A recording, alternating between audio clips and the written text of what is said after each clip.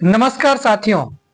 MP वर्ग 2 की जो 2025 की चयन परीक्षा हुई थी उसके दस्तावेज सत्यापन की तारीख आ चुकी है और दिनांक 8 से लेकर के 12 तारीख तक दस्तावेजों का सत्यापन होना है।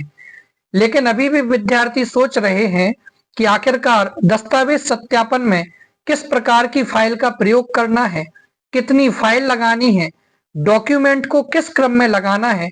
तो वही सारी बात आज हम इस वीडियो में करने वाले हैं। तो देखिए, वैसे फाइल का किसी भी प्रकार का कोई इशू नहीं है। आप चाहें तो किसी भी प्रकार की फाइल लगा सकते हैं, लेकिन फिर भी मैं आपको एक सजेस्ट करूंगा कि आप स्प्रिंग वाली फाइल का प्रयोग करें। वो कैसे होती हैं, तो आप देखिए, इस तरीके की फाइल एक आती है। तो इस तरीके की फाइल का आप प्रयोग कर सकते हैं जिसमें स्प्रिंग लगी हुई होती है इस तरीके से। तो आप इस फाइल का यदि प्रयोग करेंगे तो वो उचित रहेगा, और यदि खाकी कलर की फाइल का प्रयोग हो तो और भी अच्छा है। ये पिछले बार के हिसाब से मैं आपको बता रहा हूं। तो खाकी कलर की फाइल में किसी को कोई आपत्ति नहीं है, स्प्रिंग वाली फाइल में भी किसी को कोई आपत्ति नहीं है। और बाकी विभाग से ऐसा सजेस्ट नहीं किया गया है कि आपको कौन सी फाइल लगाना है। आप चाहें तो किसी भी प्रकार की फाइल का प्रयोग कर सकते हैं, लेकिन यदि इस फाइल को आप लगाते हैं तो बहुत अच्छा रहेगा।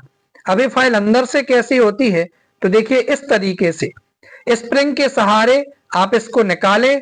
आप दस्तावेज आपके जो हैं फोटोकॉपी वाले, उसमें छेद करके आप इसमें लगा सकते हैं।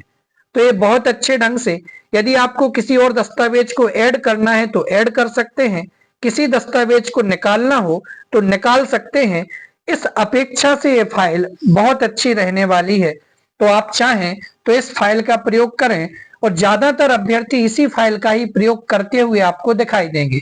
और ये फाइल भी पुट्ठे वाली आती है, कागज वाली फाइल आती है, इसका आप ध्यान रखेंगे। इसी का आपको प्रयोग करना है, बहुत ज्यादा अच्छा रहेगा। चलिए अब बात करते हैं कि जो दस्तावेज लगाए जाने हैं इसमें, उन दस्तावेजों को लगाने का क्रम क्या है। तो देखिए, दस्तावेजों को लगाने का क्रम, सबसे पहले आपको अभी एक पीडीएफ डीपीआई के माध्यम से जारी की गई थी, जिसमें आपके सत्यापन प्रपत्र दिया गया था। 2 पेज का वो आपका सत्यापन प्रपत्र है। माध्यमिक शिक्षक वाला आपको सत्यापन प्रपत्र डाउनलोड करना है और उसमें आपको आपकी पूरी जानकारी फिल करनी है। तो सबसे पहले फाइल के अंदर आपका सत्यापन प्रपत्र लगेगा, और आपको 3 सेट बनाने हैं। जी हाँ, आपको 3 सेट बनाने हैं फोटोकॉपी वाले, और तीनों सेट को आपको लेकर के जाना है। तो आप मेरे ख्याल से 3 सेट आप बना करके फोटोकॉपी वाले ले जाइए, और जो ओरिजिनल डॉक्यूमेंट आपने टीआरसी की वेबसाइट पर अपलोड किए हैं उन डॉक्यूमेंट को एक पन्नी वाली फाइल के अंदर रख लीजिए। और इसके अलावा जो आपके बाकी बचे हुए दस्तावेज हैं वो एक शेष फाइल में रखिए। लेकिन वो आपसे जब मांगे कि ये जो आपने फोटोकॉपी वाले दस्तावेज लगाए हैं तो इनका ओरिजिनल क्या है, तो वो पन्नी वाली फाइल आप दिखा दीजिए, पूरी फाइल आपको नहीं दिखाना है। चलिए, तो सबसे पहले आपको सत्यापन प्रपत्र लगाना है। उसके बाद आपको आपकी पात्रता परीक्षा की अंक सूची लगानी है। उसके बाद आपकी चयन परीक्षा की अंक सूची लगेगी। इसके बाद कक्षा 10वीं की अंक सूची आपको लगाना है। इसके बाद में कक्षा 12वीं की अंक सूची आपको लगाना है। उसके बाद आपके ग्रेजुएशन की मार्कशीट लगेगी वहां पर। इसके बाद में यदि आपने बीएड या डीएड जो भी किया है प्रोफेशनल क्वालिफिकेशन में टेक, तो वो बीएड या डीएड की मार्कशीट आपको लगानी पड़ेगी। यदि सेमेस्टर वाइज है तो आपके जितने भी सेमेस्टर हैं उनकी मार्कशीट लगेगी। यदि आपका ईयरली एग्जाम हुआ है तो उतने वर्षों की आपकी लगेगी। तो इतने कागज तो आपको बिल्कुल क्रम से लगाना है। इसके बाद देखिए, यदि आप मध्य प्रदेश के मूल निवासी हैं तो आपको मूल निवास प्रमाण पत्र लगवाया जाएगा, इसलिए आप इसको भी उसमें अटैच करें।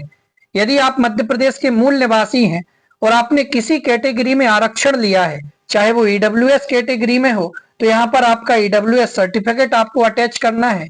एससी एसटी ओबीसी वालों को जाति प्रमाण पत्र अटैच करना है, ये बिल्कुल जरूरी है, अन्यथा आपका सिलेक्शन रुक सकता है। इसलिए ईडब्ल्यूएस एससी एसटी या ओबीसी का सर्टिफिकेट आपको लगाना है। और 10वें नंबर पर है रोजगार पंजीयन। यदि आपका रोजगार पंजीयन वैसे मांगा गया था 2025 की जो अभी चयन परीक्षा हुई उसमें आपसे आपका रोजगार पंजीयन दर्ज करवाया गया था और उसमें लिखा था कि रोजगार पंजीयन अनिवार्य है। तो आपने जो रोजगार पंजीयन वाला नंबर डाला था तो बस उस नंबर को आप यहाँ पर फिल करेंगे। फिल किया था जो आपने वहां पर, वही रोजगार पंजीयन आपको यहाँ पर तीनों सेट में अटैच करना है। इस प्रकार से आपके दस्तावेज लगाने का क्रम था। ये वो दस्तावेज हैं जो लगभग सभी विद्यार्थियों को अनिवार्य है। अब जैसे जो जनरल कैटेगरी वाले विद्यार्थी हैं उनको ईडब्ल्यूएस, एससी, एसटी, ओबीसी इनका कुछ नहीं है यदि उन्होंने जनरल से ही फॉर्म भरा था।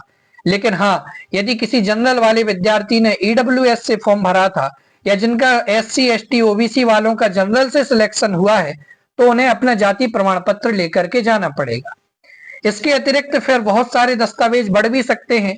यदि आप अतिथि शिक्षक हैं तो उसके प्रमाण पत्र आपको संलग्न करने पड़ेंगे। यदि आपने भूतपूर्व सैनिक की या एनसीसी की कैटेगरी में बोनस अंकों को प्राप्त किए हैं तो उसका भी सर्टिफिकेट लग सकता है। यदि आपने दिव्यांगता का प्रमाण पत्र पे टिक किया था तो दिव्यांगता का भी प्रमाण पत्र आपको देना होगा। इसके अलावा यदि आपने नाम परिवर्तन, उपनाम परिवर्तन किया है तो ऐसी स्थिति में आपका शपथ पत्र लगेगा। यदि आपने विवाह वाले ऑप्शन पर टिक किया था तो आपका मैरिज सर्टिफिकेट भी लगेगा। तो और दस्तावेज भी बढ़ सकते हैं, लेकिन कम से कम इतने जो दस्तावेज हैं वो लगभग सभी विद्यार्थियों के लिए अनिवार्य हैं। इसके अलावा जिसने जिसके ऊपर टिक किया था वो उन दस्तावेजों को अपने साथ जरूर लेकर के जाए।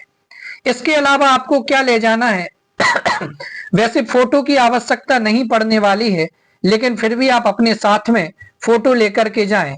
इसके अलावा एक आपको अपना आईडी प्रूफ लेकर के जाना है। मेरे विचार से आप आधार कार्ड को लेकर के जाइए। जी हाँ, क्योंकि आपकी जो प्रोफाइल पंजीयन हुआ आपने आधार कार्ड लगाया था तो आप आधार कार्ड लेकर के जा सकते हैं। तो आप आधार कार्ड लेकर के जाइए। बाकी यदि आप पेन इत्यादि भी ले जाना चाहते हैं, पैन कार्ड वगैरह, तो वो भी ले जा सकते हैं। तो इस प्रकार से आपके दस्तावेजों वाला क्रम रहने वाला है। लेकिन मूल बात यही है, आप यदि इस तरीके की फाइल लगाते हैं तो बहुत अच्छा है। इस फाइल के ऊपर भी आपसे कुछ जानकारी वो भरवाएंगे, जैसे आपका नाम हो गया, आपका रोल नंबर हो गया, आपके पिता का नाम हो गया, आपका विषय हो गया। ऐसी वो 3, 4, 5 चीजें आपसे ऊपर लिखवाएंगे। इसके बाद अंदर आपको आपके पूरे डॉक्यूमेंट अटैच करना है। और सेट मैंने आपको बता दिया कि 3 सेट आपको बना करके ले जाना है। 3 सेट तो वो हो गए। एक चौथी पन्नी वाली फाइल आती है बटन वाली, उसमें आप जो आपने डॉक्यूमेंट अपलोड किए थे जो इसमें लगाए हैं उनकी एक एक वो ओरिजिनल आप रख लीजिए। और एक 5वीं फाइल आपके हाथ में होनी चाहिए जिसमें आपके बचे हुए शेष दस्तावेज, चाहे वो आपके आईडी कार्ड हो, आपकी और भी मार्कशीट वगैरह हो सकती हैं, वो सब होना चाहिए। यदि किसी दस्तावेज की आवश्यकता पड़े तो आप वो दिखा सकते हैं। ठीक है ना। बाकी और कोई दिक्कत की बात नहीं है। जिन अभ्यर्थियों को डर लग रहा है सत्यापन कैसे होगा, क्या होगा, हम क्या करेंगे, उनके लिए भी अभी थोड़ी देर में एक वीडियो लेकर के आऊंगा, आप सभी जरूर देखिए। बाकी सत्यापन प्रपत्र कैसे भरना है उसका भी वीडियो मैंने आपको कल बता दिया था। विद्यार्थी किन तरीकों से, किन कारणों से बाहर हो सकते हैं वो भी मैंने आपको बता दिया था। तो वो आप डिस्क्रिप्शन में उसकी लिंक चेक कर सकते हैं और वो वीडियो जरूर देख सकते हैं। धन्यवाद। जय हिंद, वंदे मातरम।